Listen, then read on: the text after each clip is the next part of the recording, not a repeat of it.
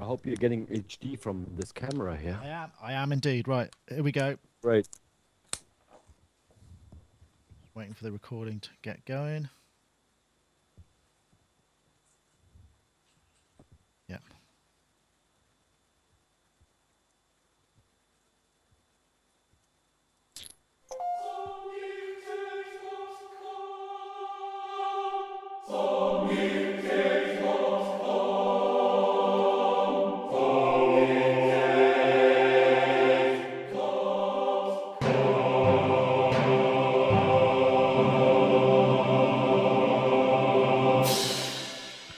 Hello, everybody, and welcome to Sonic Talk number 337. I'm not actually Gaz Williams, as it says below, but I had a little bit of everything's a little bit up in the air today just because my main laptop went down, so I'm sort of busking it on an old one, so everything's a little bit...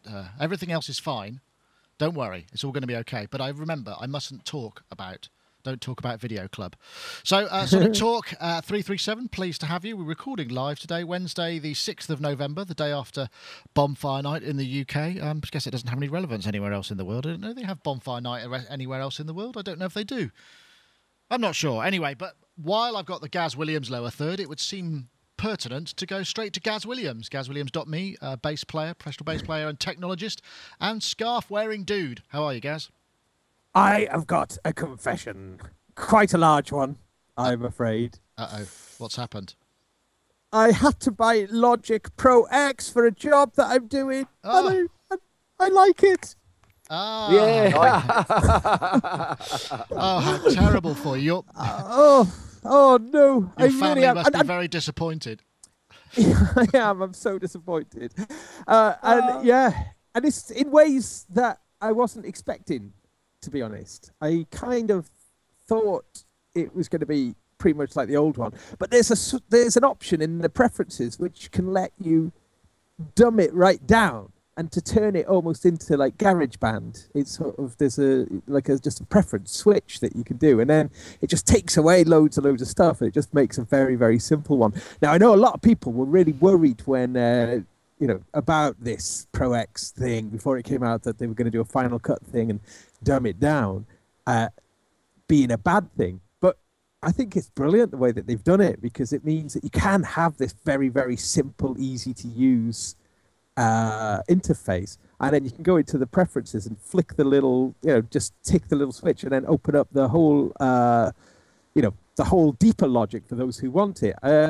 Genius idea. I've not really seen that in any other software. But the other thing that's really, really very good, sorry, falling over, is the iPad controller app. It's I haven't tried that. Well, it's comparable to the Cubase one, the one that we reviewed on the Sonic Touch, in some ways, but it actually does things quite a lot better, I think, to be honest. Like, you can actually... You kind of hope so, though, wouldn't you, really, considering they're all made by the same person. I know, and that makes it a bit nice. It just seems to be really, really stable. The whole kind of wireless thing just seems to work so much more than, just so much, with so much less kind of issues about like losing sync and various bits like that. So they still haven't put clip gain in, though. No, that's the only thing. That's the only thing pretty much that I found so far that irks me, because from a workflow point of view, if you use that and clip gain being in your clips, you could just grab a little volume handle and adjust it, and the waveform will change. Yeah. You can select it in Logic, and you can go to the left-hand side to the inspector, and you can add some gain, but you don't get any graphical representation of it, so you don't know if you've done that or not. So yeah, apart from that, pretty good. Well, I welcome your joining this club. I've been using Logic myself this week because I've been reviewing the Axiom Air 61, which is a lovely feeling keyboard, I have to say. And it's got an interesting use of hypercontrol, which doesn't quite work as advertised, but it doesn't get in the way of anything. It just kind of works to the degree that it works, and it doesn't include rappers or anything. Anyway, let's get on to some more guests. We've got Mr. Mark Tinley in a kind of chic tribute hat. Mark Tinley, of course, and glasses. You're looking very Captain Sensible today, Mark. But you are muted, which may or may not be me. How about that? That's much better. See, I'm a professional. You are a professional sound engineer. I know how to press mute. Yep, at the that's wrong it. It's time. that button. Well, thanks for joining us, Mark. And nice to have you last week. And last week we gave you one of our fancy lights, and I must say you are looking particularly cinematic today. Yeah, transformed, haven't I? You certainly have. Apart from the hat. You certainly have. Well, yeah, but you know the hat's a hat thing. In fact, it's perhaps in homage because Rich Hilton, who's touring with Chic, is a regular guest on the show. Played both the X Factor and Come Dancing or whatever it's called. You know the ballroom Strictly Come Dancing this weekend. So he's had he's had about as much as exposure as it is possible to have in the UK via mainstream TV in 2 days. So anyway, and finally, Mr. Non-Eric in Musotalk, whose lower third I have apparently got wrong. Should be a gap. Oh, no Next problem. week it'll be, or next time you come on, it'll be no Neric or known Rick, perhaps. But I'll see what I could do. We're in fact streaming to each other from our respective fabulous studios, and you're looking particularly resplendent. And I must say, sounding an awful lot better than last week. Yeah, sorry about that. I have to make a confession. As well. Yes, just using started using Logic X again. Ah. Oh Me too. yeah.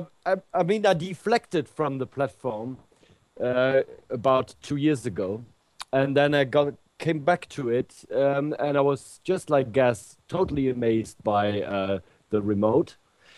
Because I'm not a real keyboard player, and in the old days I used to play a lot of my instruments through the MPC drum pads. Uh-huh. And now with Logic X Remote, I've got pads and I've got chords that I can use. So I'm really like it's a little bit like an extension of GarageBand, plus the added sort of CPU power and plugins that you would like to use in the final production.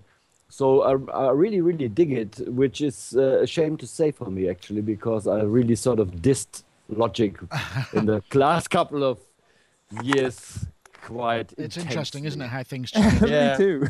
Me too. Yeah, well, yeah, come to... Anyway, what's that in the background, Mr. Non-Eric? Is that an MS-2000? I can't quite make it out. Which one? That keyboard thing that's, you know... That... Oh, no, that's... No, the other thing there. What's that? You have to remove that lower Prophecy third. thing. Is that a Lin? No, close. It's Uh, an SP1200. SP1200, I should know. It's your lower thirds in the way, you see. I couldn't quite see it.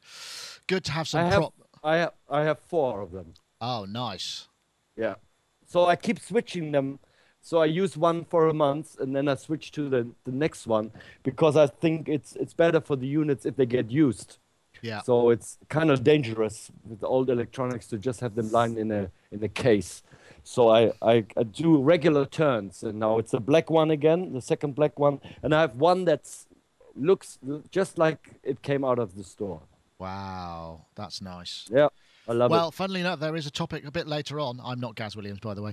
There is a topic later on which we may get onto, which is there's a Vemia auction, and there's some pretty tasty stuff. I have to say, though, I'll a bit more on that later. Non-Eric, you came on particularly to talk about... I saw, if I've got your web here, there's a picture of you on Facebook queuing like a fanboy outside. Is that the Berlin Apple Store?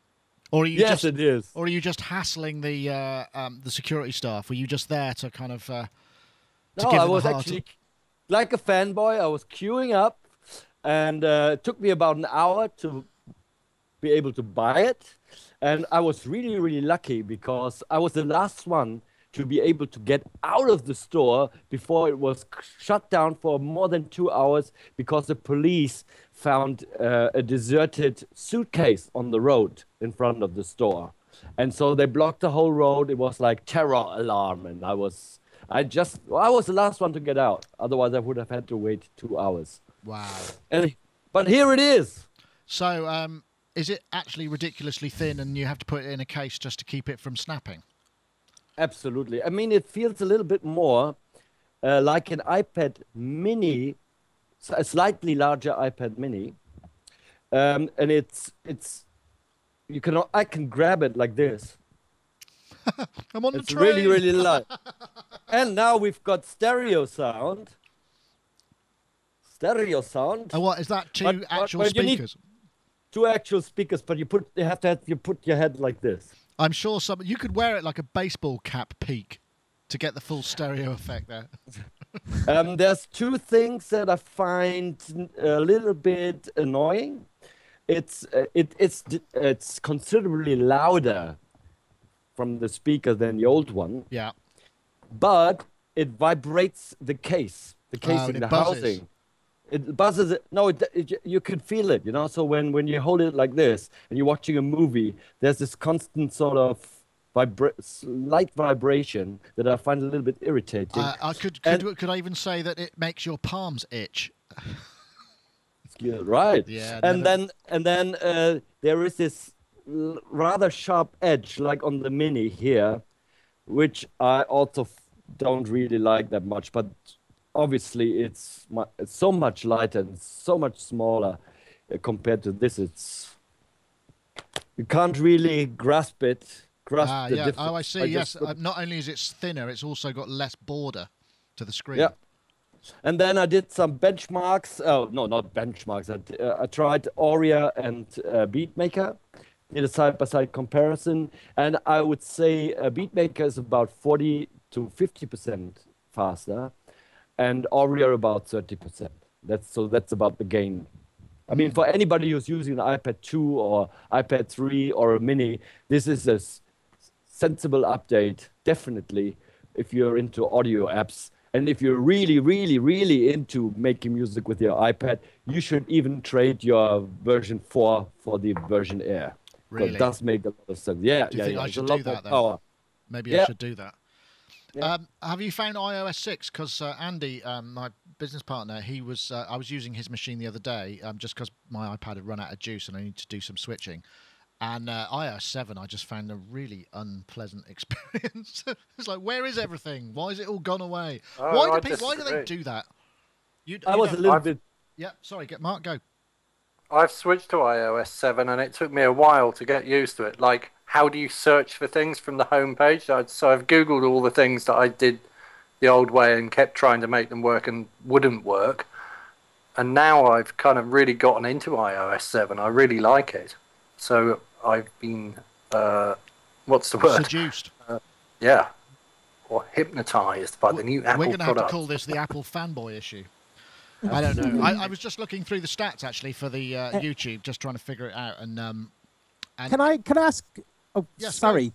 Go for it. I was going to ask a question to Non-Eric if he knew about the Mac Mini, the new Mac Mini's CPU. I haven't been able to figure that out. Is it the same as the... iPad Mini? Yeah, the new iPad Mini and the new iPad Air. Do they share the same CPU?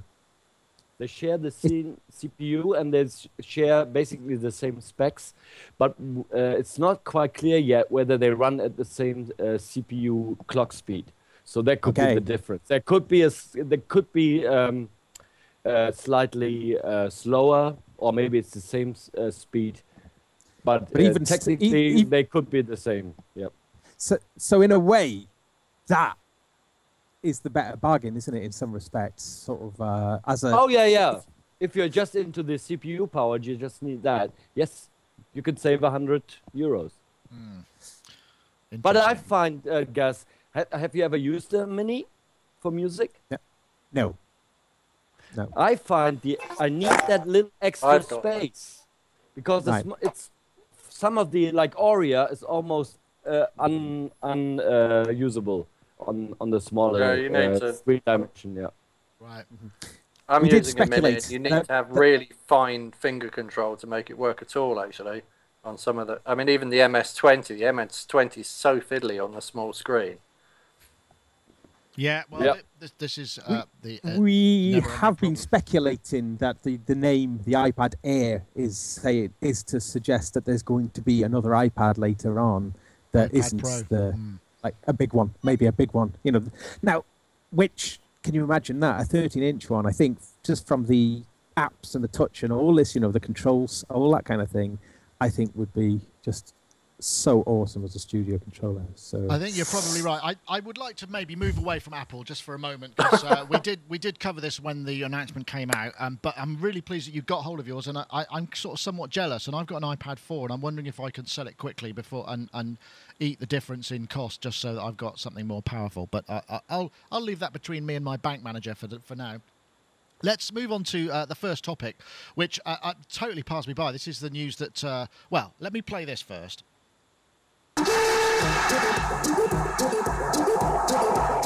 This is littleBits. For those of you who don't know, are they make kind of electronic kits. They're kind of like the old school 1970s kind of kit, modular block component stuff that you could make, like radios and you know, crystal and lights go on and what have you. And they do lots of little kits, and it's kind of like a kind of version of that for the millennium, as it were. But Korg have teamed up with them, and it looks like what they're doing. This came. I found this on Synthotopia. If I go to the here, it's probably a bit better, because I mean you can't really. Oh, I thought I had the actual. Here we go. I think it might be here. littleBits synth. Oh yeah, this one doesn't. In fact, I couldn't get the bloody web page to work, so that's a complete waste of time. It'll just go into a redirect loop. But basically, they've announced these little kits that allow you to kind of breadboard these tiny bits of like modules, which are kind of VCA, filter, sequencer, envelope, LFO, and also a digital delay. So it seems like what they are is actually parts of monotrons that you can put together, and you know, just build yourselves. And that's what those are the people jamming. In fact, that was Sota Toshiyoshi, who I think is one of the designers, and Paul Rothman, who is one of the makers, representative from the whole Maker Fair and Maker thing, just sort of jamming in somewhere. I'm not sure exactly where that was, but it's going to be about 16,000 yen, which I think is around about $200. So in fact, all you're getting is a monotron for $200, which is a fantastic piece of marketing, because you can buy the actual thing itself for half the price, I think. I know. No, I haven't had your opinions on this whole sort of modular bit. It's got to be a good thing, right? I mean, anything that gets people into this, and the patching points and the tweakery is going to be brilliant, surely. You going to get one? I can see one sitting there on the back of your baffle there. Look really nice. A what? I could see one sitting there above your SP1200 on your acoustic baffle in the corner. That's what you need. What have you got there? Oh no, that's a Boss pedal.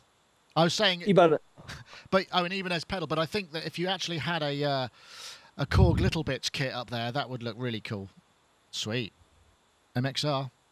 Yeah, Phase 90, an original 70s model. Oh really? I thought they were blue. Why do I think they were blue? I have the blue one as well. That's the bigger one, with more controls. They're like sort of MXR little the blue bits. one, the Phase 100, I think. Yeah, that's the Phase 90, and then I'll have to get it out of the closet, but I have the blue one as well. What I found fascinating actually is they look like clerks, you know, on that stage. Yeah. It was very, very, very unsexy to me, you know. Very true. nerdy. That is true. It might well. Here, I found some more pictures. This is via Digital Music News, actually, which these are some pictures. These are the kind of little kits. There's a synth kit here, which has, well, looks like it has Korg, microsequencer, a mix, oscillator, 2 oscillators, delay, random, synth speaker, envelope, filter, and split. So actually, you get a fair bit more than that in your littleBits synth kit. Synth speaker. I think it's really, really cool. It is, isn't it? It's going to be. Yeah, really, really cool. Really I'm going to want to get that. I can almost tell Mark, you know, because when you came here last week and you were sort of fondling all my little bits of Korg electronics. That was my dramatic pause there. And I can just imagine this is going to be just for you, right? You just want this. I'm sure. It is. I mean, they're really, really cool. I just don't think that I could justify spending that much money on it, because essentially it's sort of a toy, isn't it? Yeah, even more so. I mean, I looked at. There's 2 ways it could go, isn't there? Because I looked on eBay for the basic building blocks for the littleBits thing. So the smallest kit on eBay is about 300 quid, I think. Really? Yeah, for the smallest kit, and the Korg kit, if the box is anything to go by, which it may not be, of course, it might just be bigger packaging because they're trying to get that MS-20 sort of shape to the thing you stick the blocks onto. But if the Korg kit is bigger, then I guess if Korg aren't subsidizing it and they're licensing their name to them, it's going to be way more expensive. But if Korg are really nice and they're subsidizing it to kind of attach their name to something cool, then it's possible it could be slightly cheaper. Well, right here it says 16,000 Japanese yen equals $162. So if that price is well, I'll buy one then. If that price is correct, if it's £100, I'll buy one. Yeah, and also the other modules, like I see here is a light trigger, $18, motion trigger, $36. There's a couple of things. I mean, it's really, really cheap. I think we get a lot of people just getting it and playing around, and maybe they end up buying a Jaffa system later or something even more monstrous. So my first question, I'm going to go and buy this, is in the littleBits building blocks, is there a shortwave radio kit?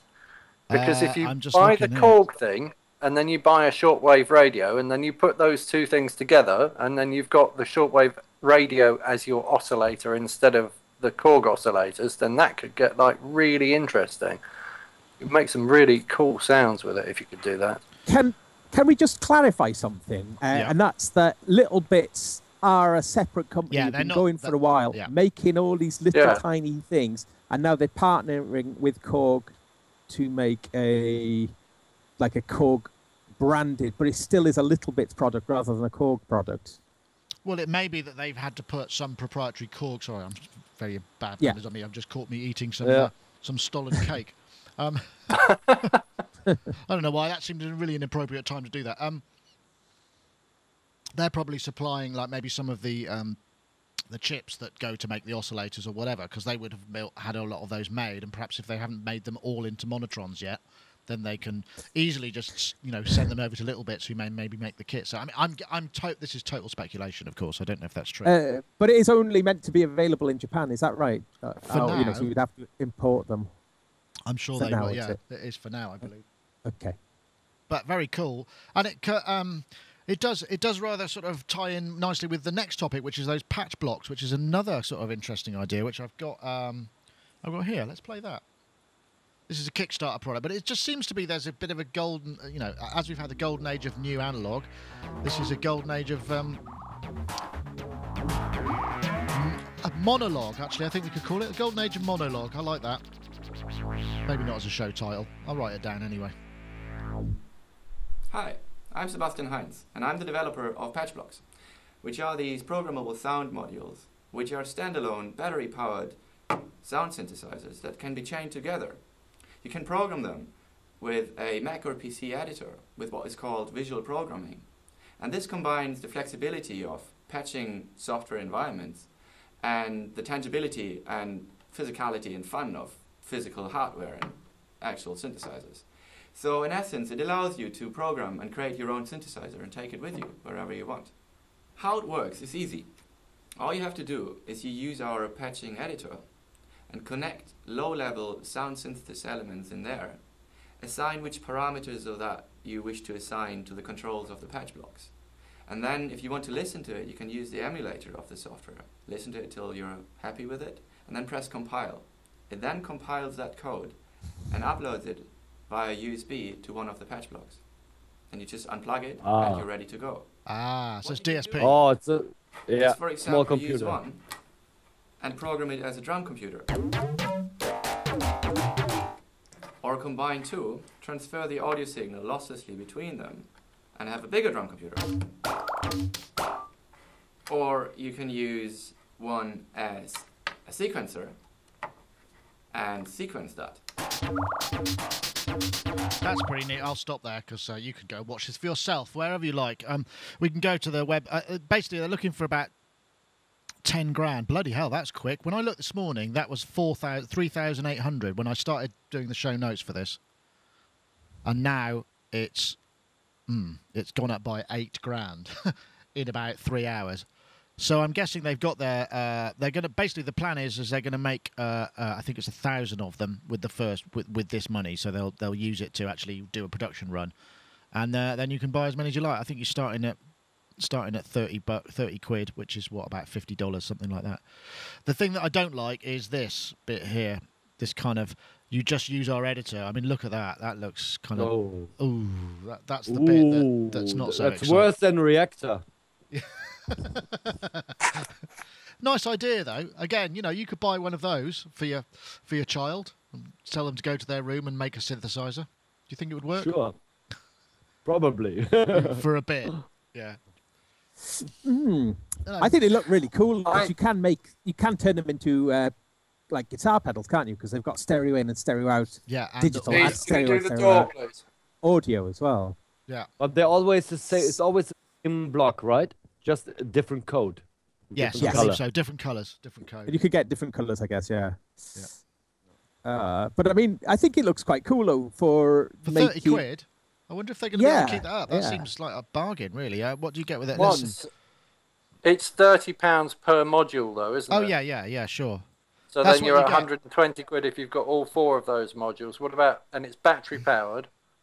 So I think it's USB powered. I don't want to be the voice of Go on. dissension here, but Go ahead. as I usually am. Why don't you just buy 4 Raspberry Pis and chain them together? Because what's it doing that wouldn't do? It hasn't got any knobs on. But looking at the programming environment, what's it actually doing?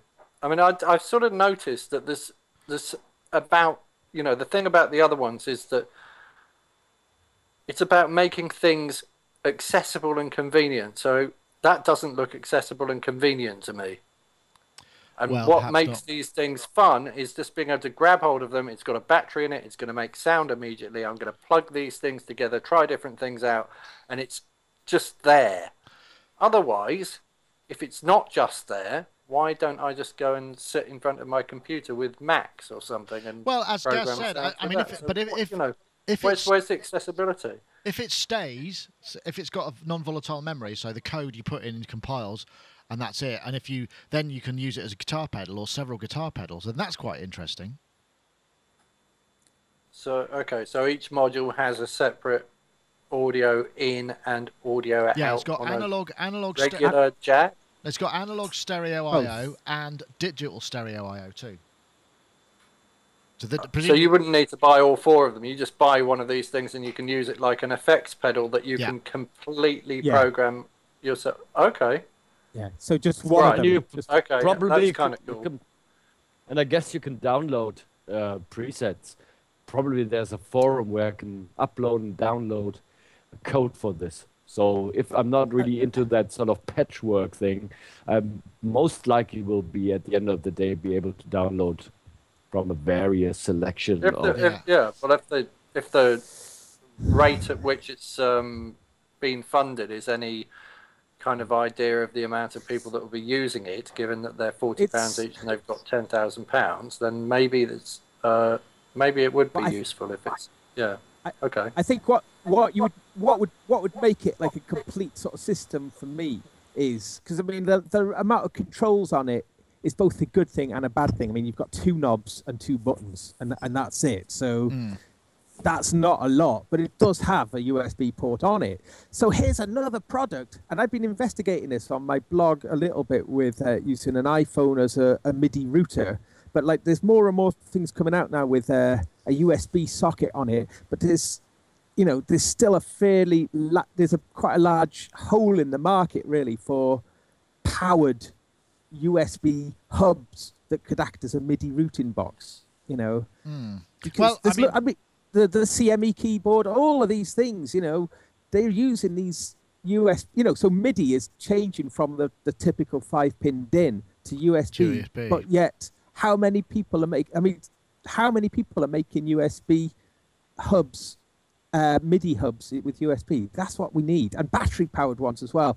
Put that with these things, connect them in, and then you can connect all sorts of controllers in the USB world to these little blocks, and pow! Then it gets really exciting. I mean, let's think. That's a good idea. They just bring out another version which has got 4 knobs on it instead, or just 4 buttons, or whatever. That's, if you as Shaggy Freak says in the chat room, hell, if I can use this as a delay unit, then why not? 30 quid, that'll be fine. I'd love to have a little delay unit. It just depends on what the quality of the DSP code is. Actually, looking at that, you can see maybe it's in the prototype, but you can see there's a little sort of lithium-ion battery bag just kind of stuffed underneath the board there, which might be an interesting, that might explode. One thing I just saw is it's 190 backers, and how many quid? 30. No, but that doesn't work out. Yeah, but you can do more. You can do a 30, a 35, a 30. You've got, let's see what you got. For 30 quid, for 5 quid, you just get involved. For 30 quid, you get one when they come into production. For 35 or more, you get a unit before the people that pledge it. You can pick the colour. For 40, you get one before Christmas. For 80, you get 2.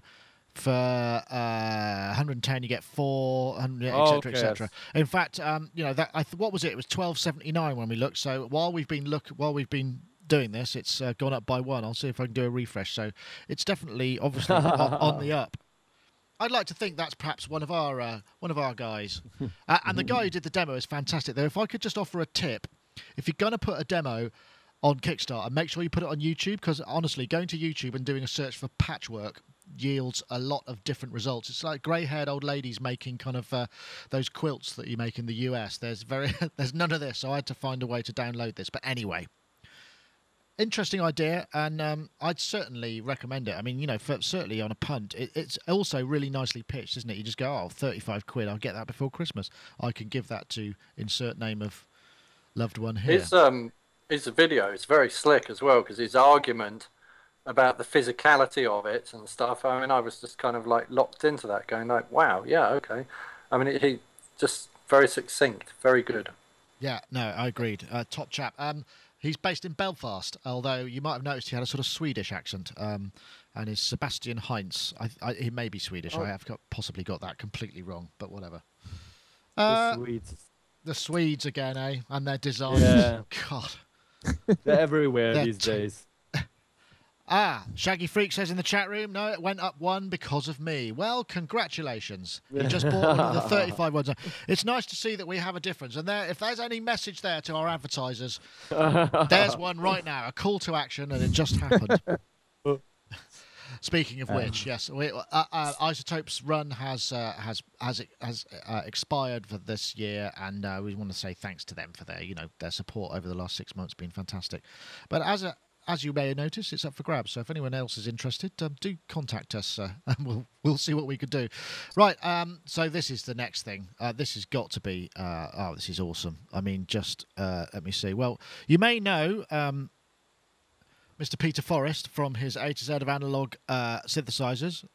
Fabulous books. He also runs an auction site called Vemia, which bizarrely doesn't show up in any search engines and is listed under Sphere Music. Now, again, don't ask me why he's chosen to do that, but I have to say, you are going to be terrified when you see what he's got up here for sale. This is the list of all the stuff. This happens kind of once every...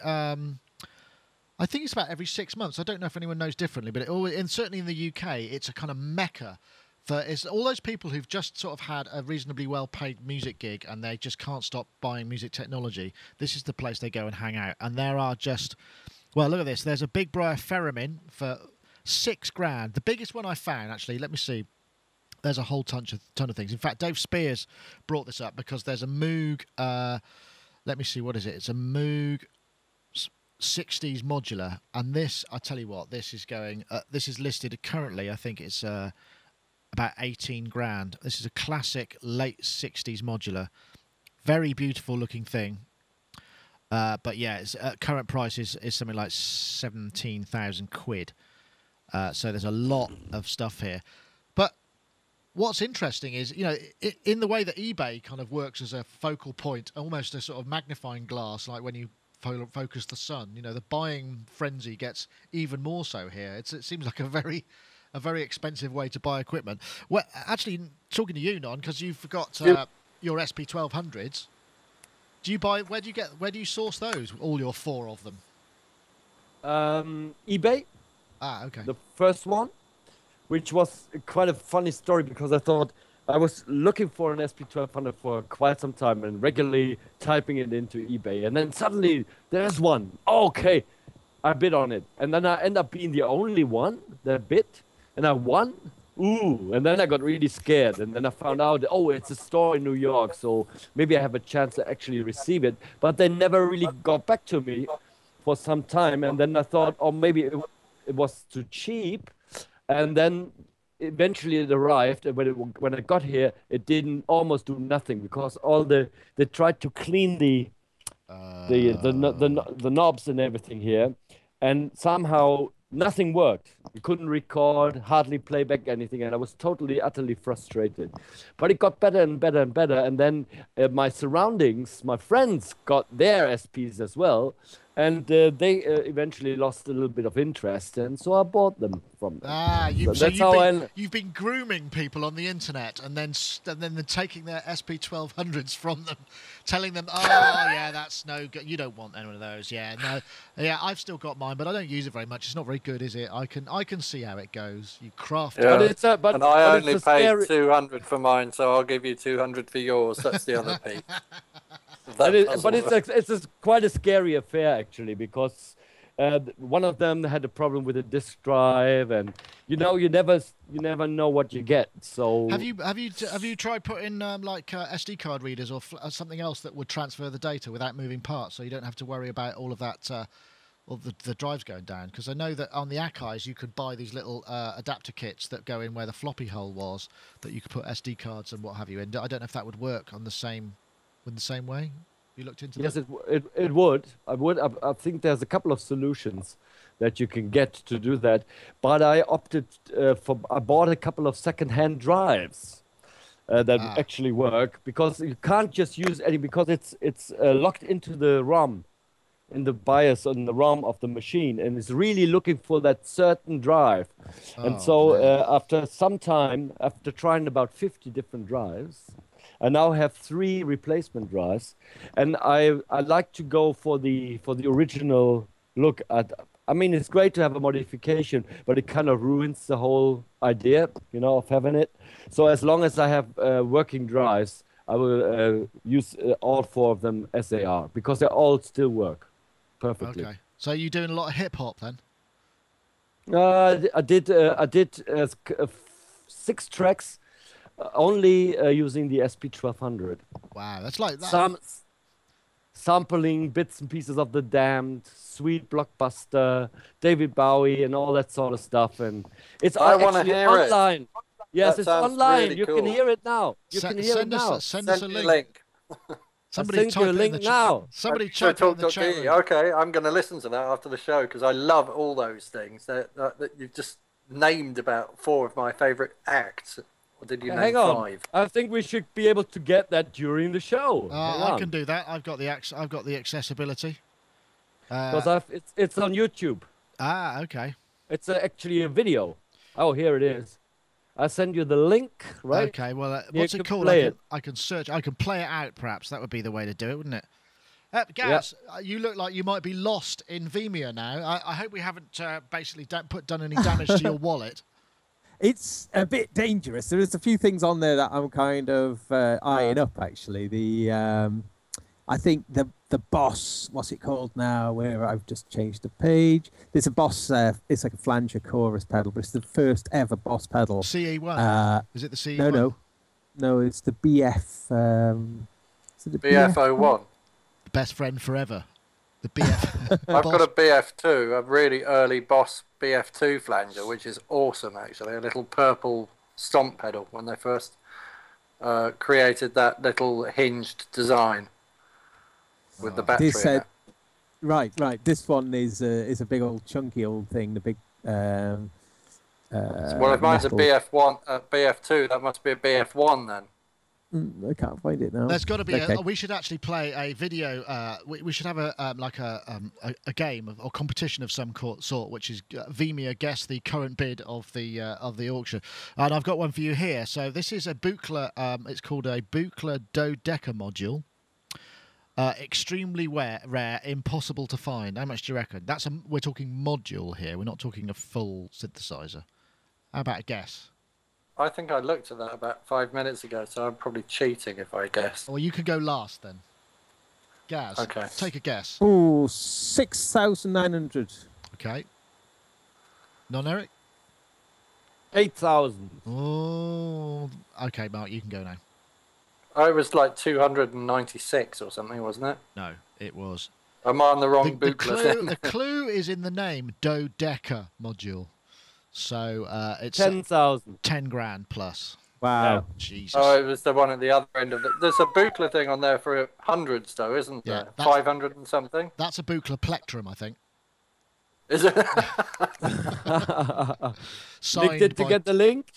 Did I get the link? I have to say, where did you send it? No, because it's gone through to my other machine, which you're calling in to a machine that is over there somewhere. Okay. You'll have to email it to me. That's the best thing to do. On the distant horizon.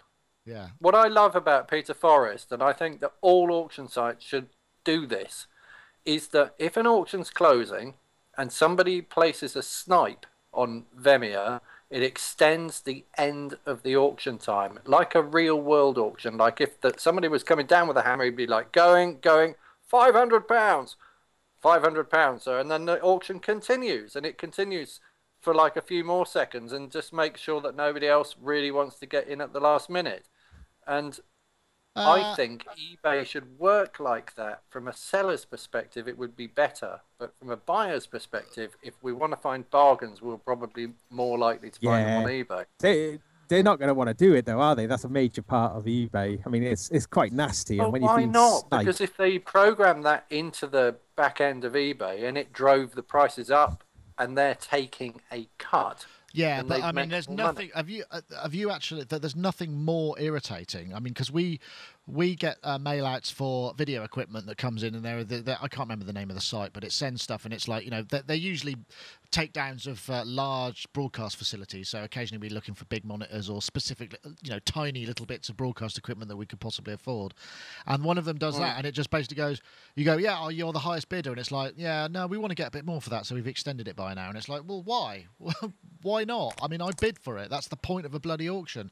If you are the final bidder, then you should be the final bidder. If you're going to extend it, then it just defeats the point of an auction, in my opinion. Absolutely. No, I disagree. Well, wait till you're on the receiving end, eh? Mr. Non-Eric, you've gone to an icon. I know you are an icon. You are an icon in your own right, but you are currently. Yeah, I tried to send you. I've got it. I think what it is when you switch to another application. Yeah. Let me see. I'm going to go and get that now. I'm going to go and post it in here, and then we can enjoy your play out. Zig Zag Ziggy. Yes, I remember that. I think we talked about this. There we go. There's a teaser. This Ain't Rock and Roll, available on compact cassette only. Well, that's not strictly true, because it's also available on YouTube. And as a digital download. And a digital download. You're still an icon. I'm not sure what do I have to do. I'm not sure what I have to do. You have to bring Skype into focus, perhaps? I'm not entirely sure, to be honest, because I've never had... Yeah. It's just never happened before. I bought some cassettes the other day. I actually bought something on cassette. Look, it's arrived today. $40 that cost. Wow, nice box. Yeah, really lovely, isn't it? Yeah, from like. Maybe I need to hang up. Nick. Okay, all right, go ahead and I'll come back. Just come back and call me back again. That's no problem. From the 1990s, 2 cassettes, $40. But now I don't have anything to play it on. That's the problem. So I have to buy a cassette machine, I think. It's interesting. I was looking at. I saw a tweet because Real World Records just posted an update because the release that Adrian Utley was working on when he did a live blog for us, which was a remix. I forget the name of the band now. I should have looked into it, but I didn't know it was going to come up. The last shot was him mastering onto a Tascam C90. He actually mastered the mix onto cassette, which I just thought was just genius, really. I mean, kind of quite. I like the idea of it. I guess, you know. It has an effect and might well sort of work. It's just an interesting idea. I guess if you've got a very well aligned cassette deck, then that could work. Incidentally, we've got a live blog. Well, we used to do that. Did you? I mean, we used to master onto a Nakamichi cassette machine.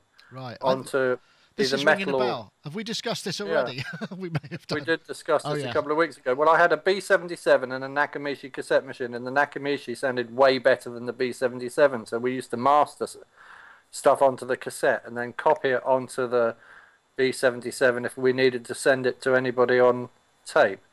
And that was weird. That was weird because they used to line, so we'd have to put code on one channel and then the mix on the other channel, and then So you kind get of mono mix line it up to film using the code. Wow. It was all so archaic. You know, trying to get things in time then, before we had digital, was just so archaic. Bloody hell. Well, anyway, if you want to get into Sphere Music, it's spheremusic.com, and that's where Vemia is.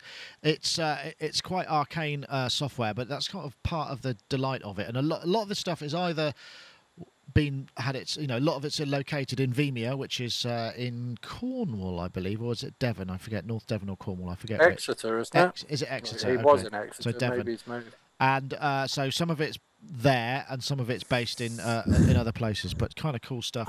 I've been calling it Vemia for the past sort of 12 years or something. So is it Vemia? Is it? Whoops. But you say Moog, or do you say Moog? I say Moog. There we go. Well, that's wrong, because I call it Moog and I call it Vemia. So there's just some. We're vowily challenged somehow. Right. What's next? Oh yeah, check in email or music. Now let's see. This was a talk from TEDxQUT. I'm not quite sure what that means. And this is Andrew Sorensen, who is currently at Queensland University of Tech Brisbane, research fellow, science engineering faculty, and a musical improvisation of sorts. I'll let him explain. It's going to be somewhat of an unusual improvisation. So the first thing that's going to be a little bit strange about this performance is that the laptop here is the only instrument in this piece. Nothing strange about that, you might think. You'd be right. In this day and age. But what is going to be unusual about the laptop's central role in this performance is that the software, which will be generating all of the music that you're about to listen to, hasn't been written yet.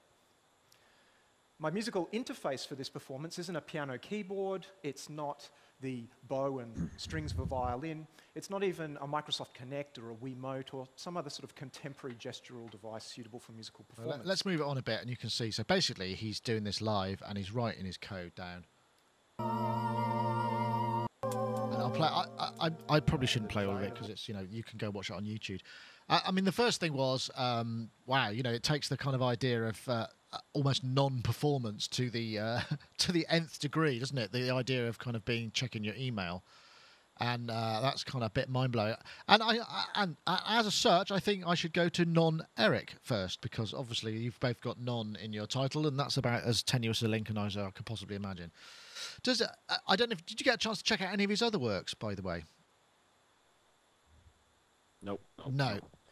Yes, actually, but I'd like to go to the point of the non-performance. Yeah. Yesterday I was at the Now Hotel in Berlin, where UAD was doing the heritage tour, showing some, some software plugins, and they had some mastering engineers there, and mixing engineers, really very popular guys here in Germany. And on the way there, I was traveling in the S-Bahn. There was all these people making music on the street. And that struck me, and I said, well, we are so much into that music technology thing that we forget that most of the music out there is being played still. There's people busking and on drums and playing guitar and singing. I think I must have seen at least 5 or 6 bands and artists while just going to the S-Bahn station. And so sometimes I think we get too caught up in all that sort of music technology laptop thing, and we forget that probably 9 out of 10 musicians are not dealing with that. That's very true. Sorry, I got caught eating cake again. That's terrible of me. So what's the point, though? But well, yes, but I think the thing about this was what's really I find really kind of interesting, or at least challenging, is how do you, because the music is evolving. I mean, I'd love to know the process, because obviously he's playing things via kind of contact instruments and stuff that you're not seeing. You're just seeing this code window. But how do you translate the notion of jamming, where it's real time, left or right brain, I forget which it is, with typing things out in a structured format and without making loads of typos and ending up with a load of rubbish. But if you listen to some of his other music, I mean, it's really beautiful. Some of it's fantastic. And, not like that at all, sort of incredibly classical or whatever. It's just a very interesting process. I don't know. Does it interest you, Gaz? You were playing at the weekend, weren't you? Yeah. It did make me think that when you were saying non-performance as a way of like calling people using a laptop, you could squash that title from non-performance, just squash it to nonce, like as you could say it, a nonce on stage. That has a very different meaning. Oh yeah. Oh, whoops. Sorry. Yeah, it's a funny one, isn't it? It's a funny one. It's sort of like when you're doing that sort of thing at home, and I go off on these ridiculous sonic adventures using loads of software and bits and bobs. And it is, when people watch it, it is quite, say friends come around and I say, hey, look at this. And they're kind of into it and they think it's, wow, look at that, it's cool. So, the next step would be, in a way, to do that as a performance. But it's weird, isn't it? It's almost like when you see someone perform, you want to kind of, it's about that transference of your sort of soul and your personality, and when you use music technology, it does kind of have it's a different thing, isn't it? You're like the levers on the beast, but ultimately the beast is a separate thing from when you're making music and it's emanating from you, be it from your hands or so. I'm really struggling between to sort of approve of it or to not, from a performance point of view. It seems like a very intellectual exercise, certainly in the context of TED. I mean, I don't think if I would pay for it. I wrote an article. I'm not sure if I would pay money. I mean, perhaps it would be interesting for like a live stream where I'd sort of tune in and it might be part. But I listened. There's a piece by him called Stained, which sounds ghastly in a lot of ways if you use it literally. But the program that he uses is something called Impromptu, which is like real-time DSP coding, and he uses it for processing imagery as well. I've got a shot of it here and what you can do with it, and he took an image of a stained glass window that was actually from Bath Abbey, which is what sort of triggered this whole off. I just sent him an email saying we really should do some sort of interview or piece with you because this came from Bath Abbey. It just seems like such a kind of, but so the interesting idea of doing all of this stuff in real time, but it is very much, like I say, it's a philosophical exercise. I don't know, Mark, what do you think about it? You've got to pick. There I am. There you are. Sorry, that was me. You see, What do I think about it? Yeah. What do I think about it? Well, first of all, I shouldn't be saying because I have trained with Toastmasters to be a very good public speaker, which means that I've seen lots of very good public speakers, and the public speakers that really are interesting and entertaining to watch move around a lot. They don't just stand statically in one place and talk in a monotone voice about whatever they're talking about. They kind of move around, they're animated, they use gestures, they use their body. So public speaking is a performance and it's entertaining.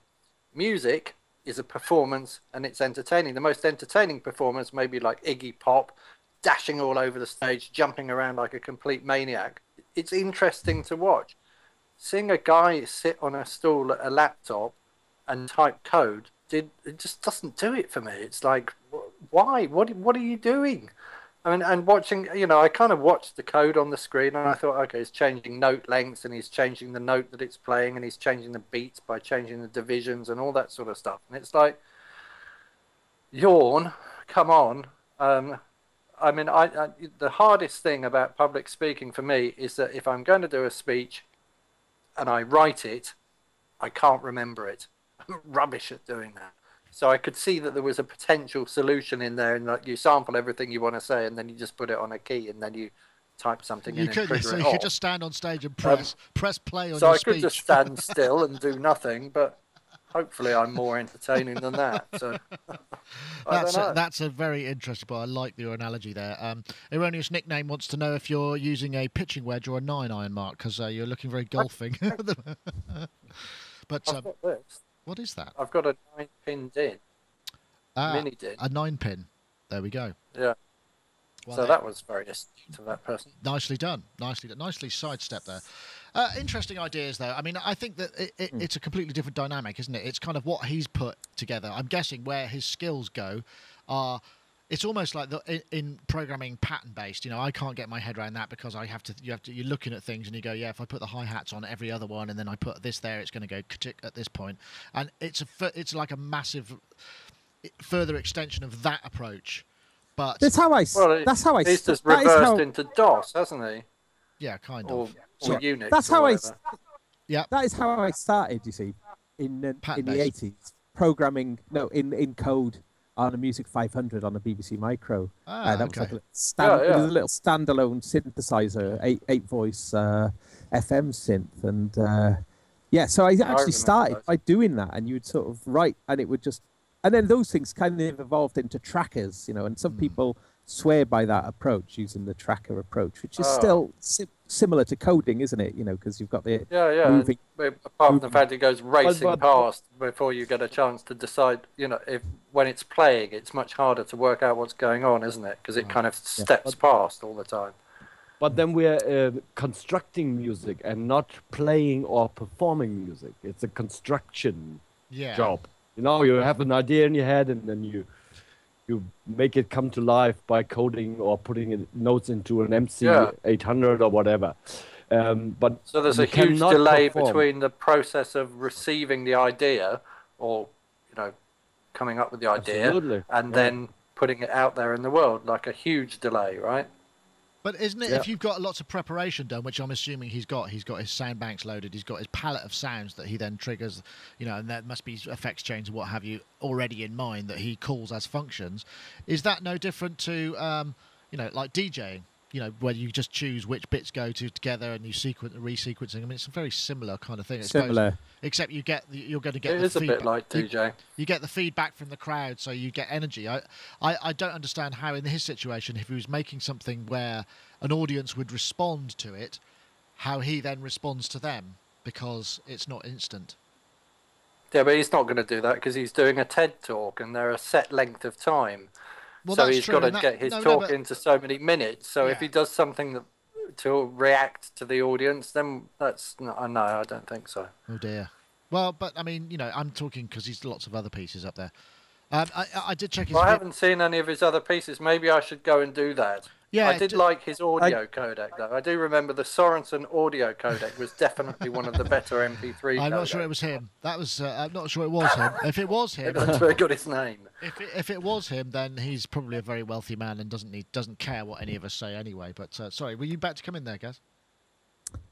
No. Who was it? I have a comment. Yes. Maybe the process in this case, the music is probably more interesting than the process, and in contrast, Brian Eno's music is not as interesting as his process. Sure. Yes, I know what you're saying. Yeah. You understand what I'm trying to say? Yeah. I mean, okay. So musically, it wasn't disinteresting, but performance-wise, it was disinteresting. Yes, I think the point is what I suppose is amazing is that somebody can sit there and type something out that evolves over time, that is essentially an improvisation, albeit, you know, within certain parameters, I'm sure, and it actually be quite musically relevant. So he's obviously honed his skills immensely well to be able to create this stuff.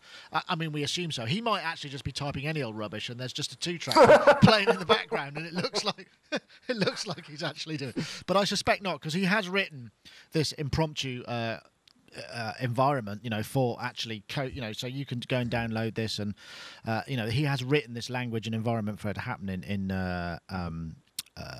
OS X. So yes, I suppose there is that. Oh, so you can download his software and learn to use it yourself, can you? Yes. Is that what you're saying? You can indeed. Should I have read that in my show notes beforehand? It's entirely possible you could, but you know, you also don't have to. There are no hard and fast rules to this show, as I'm sure you're all aware. Non-Eric, you said you might have to get out of here about this time. Is there anything else you want to add before your time is up, as it were?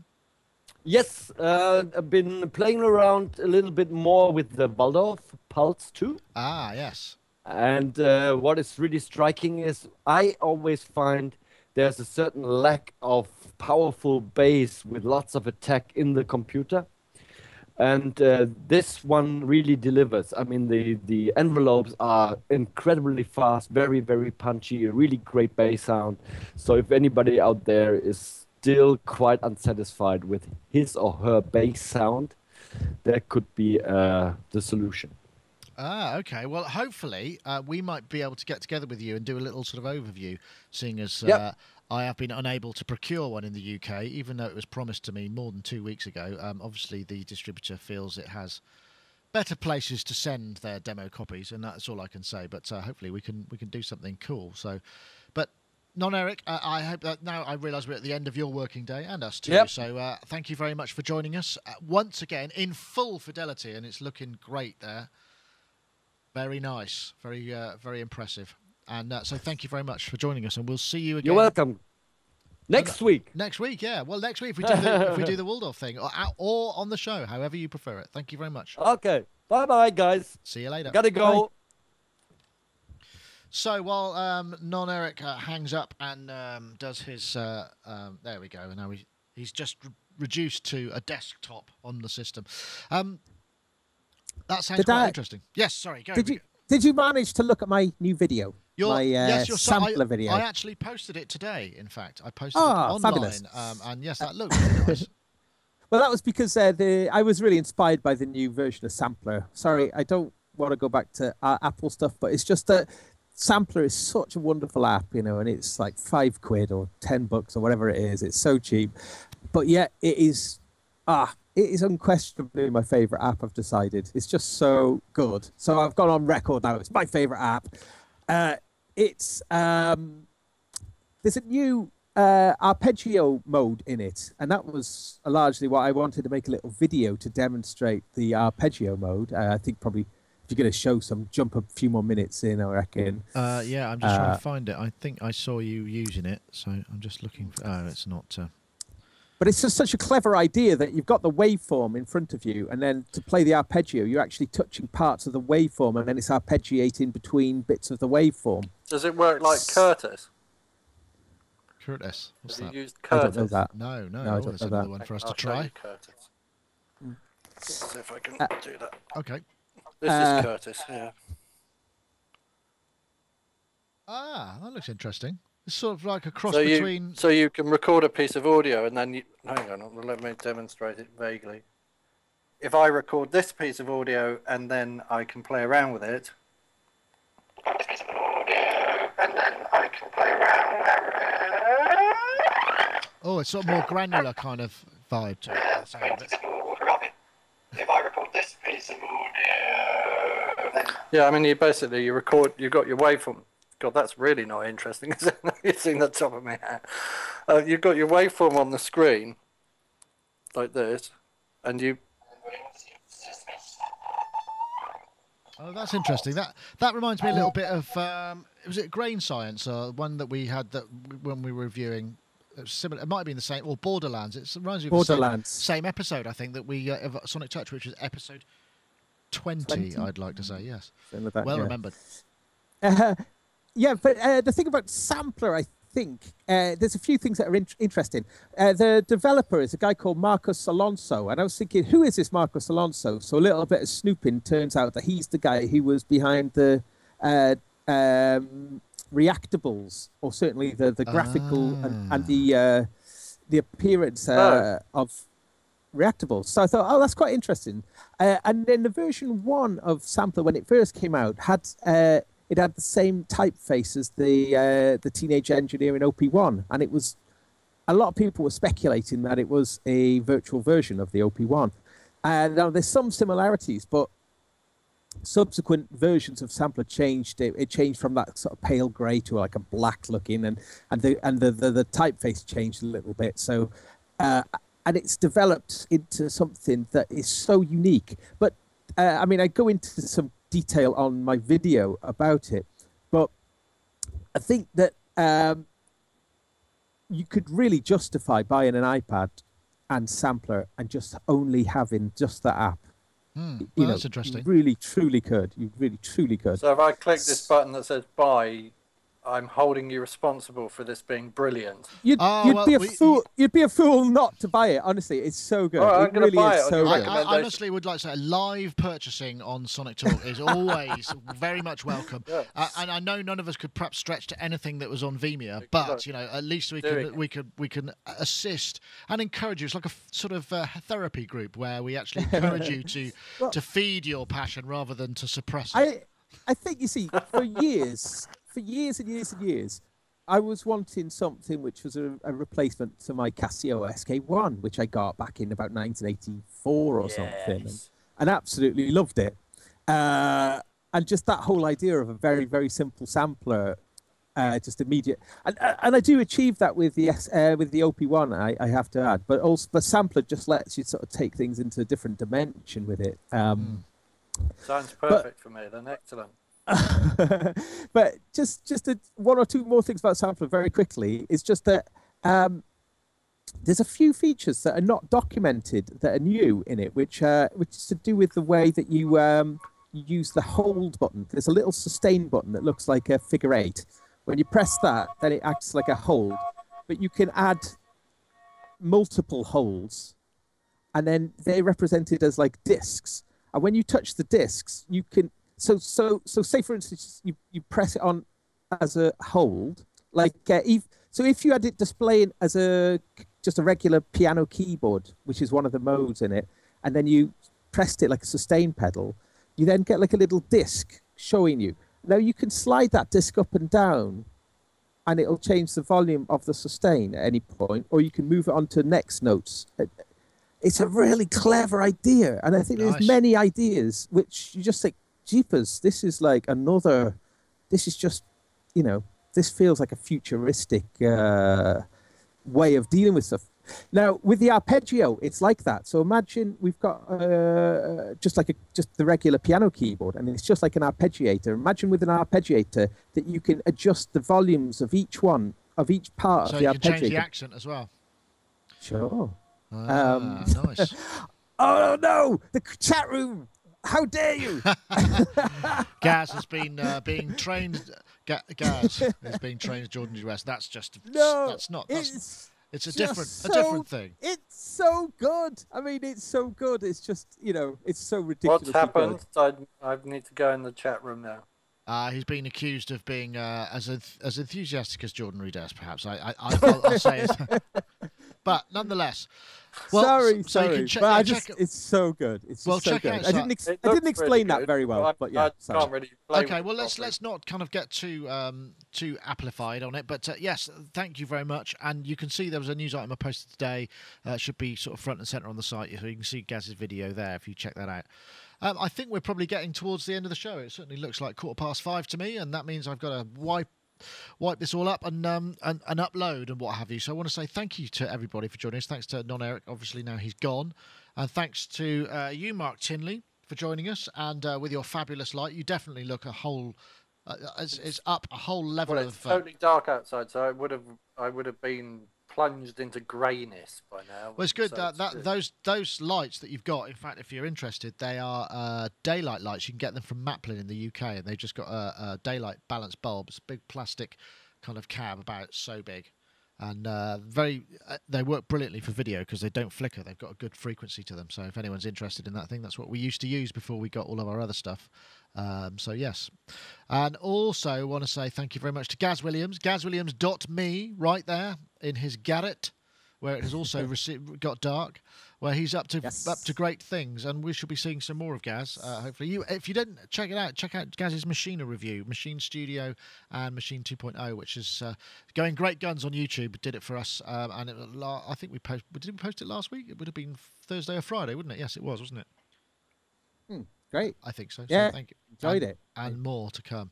So, I was going to play us out with Non-Eric's Zigzag Ziggy, This Ain't Rock and Roll on YouTube. So if I do that now, then we can say goodbye as we go. So if I go here, and let's see if this is going to play. I hope so. I'll turn it up.